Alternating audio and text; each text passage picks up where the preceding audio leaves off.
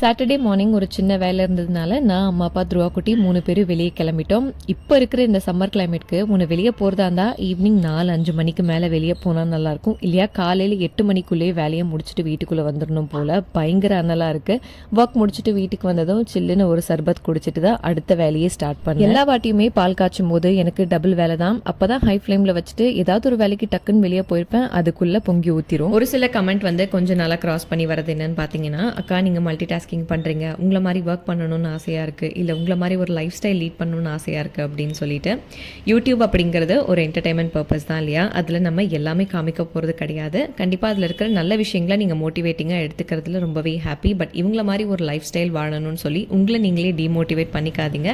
என்னோட லைஃப் ஸ்டைலை விட உங்கள் லைஃப் ஸ்டைல் பெட்டராக கூட இருக்கலாம். ஸோ அந்த மாதிரி ஒரு பாசிட்டிவான எண்ணத்தோடு எடுத்துக்கோங்க. நைட் டின்னர் சாப்பிட்டு முடிச்சதுக்கப்புறம் மீஷோவில் கிச்சனுக்கு தேவையான நிறைய ப்ராடக்ட்ஸ் ஆர்டர் பண்ணியிருந்தேன். அது என்னென்ன ப்ராடக்ட், அதோட ரிவ்யூ எல்லாம் நெக்ஸ்ட் வீக் லாங் வீடியோவில் ஷேர் பண்ணுறேன்.